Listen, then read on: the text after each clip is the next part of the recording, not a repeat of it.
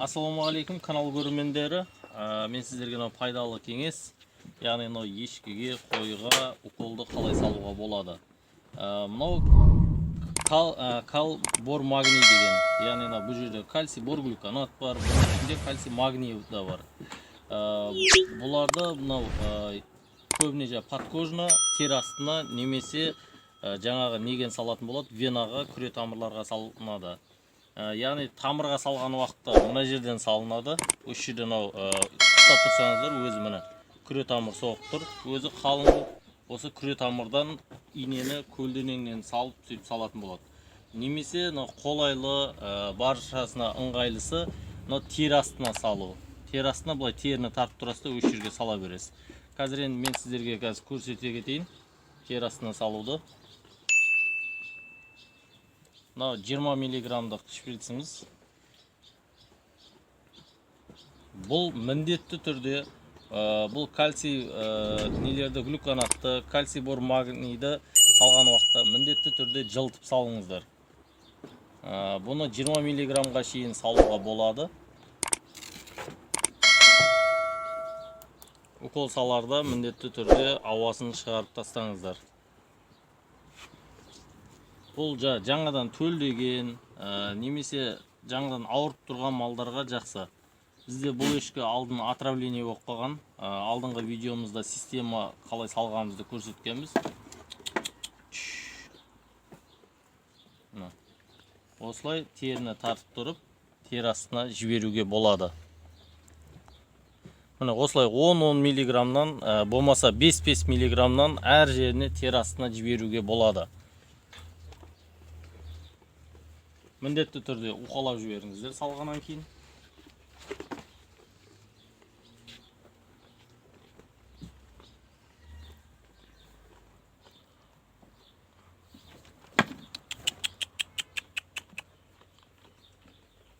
Енді мен өзім 10-10 миллиграмнан екі жағына салдым. Арғы беттен салу маған ыңғайсыз болып тұр. Сол себепті екеуін де бергі беттен сала салдым.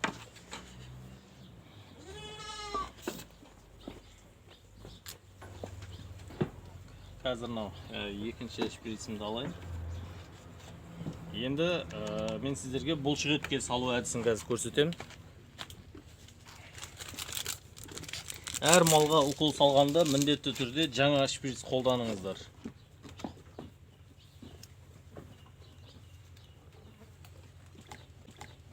Мынау катазалан. Яғни бұл жаңағы малдың стресін басады, пищеварениен дұрыстатады, яғни асқазан жүйелеріндегі қорытуларды, одан кейін жаңадан осылай ауырып тұрған малдарға көптеп қайта орнына келуге көп көмегі бар.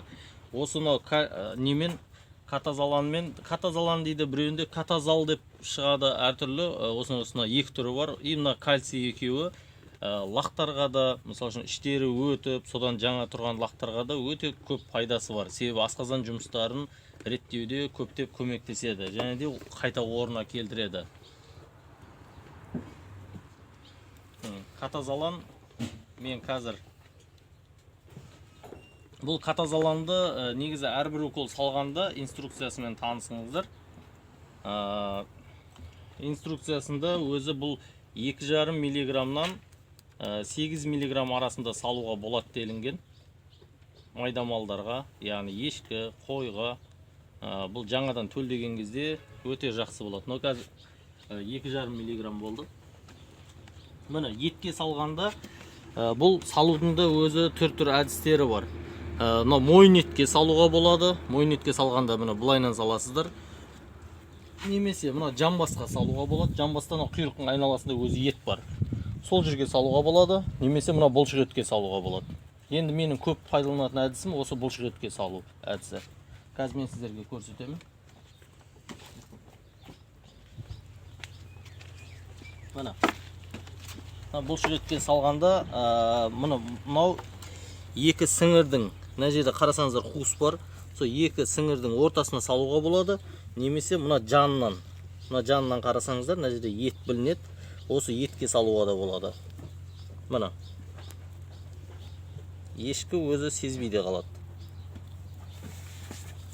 мен бұны қазір ешкіге ауыр болмасын деп мен 2 бөліп салып жатырмын. 2,5 миллиграммнан 5 миллиграмм.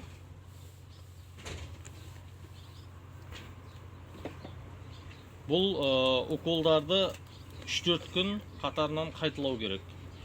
3-4 күн қатарынан қайталап салса, өте әсері жақсы болады. Мен жаңа мына жерден салдым ғой, енді арғы жамбастан. Енді мынадан салып көрсетейін. Мынада мына қуыс бар. Сол қуысқа салыңыздар. Мына екі жақта сіңірге тиіп кететін болсаңыздар, ешкі ақсаңдап жүруі қиын болып қалады.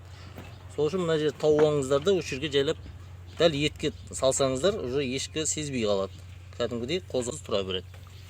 Мына осындай әдістері бар укол салудың. Біздің каналға тіркеле кетіңіздер, өздеріңіздің лайктарыңызды басыңыздар. Қандай сұрақтарыңыз болатын болса, біз білгенімізше бөлісеміз. Алдағы уақытта осындай пайдалы ақпараттарды көптеп салуға тырысамыз.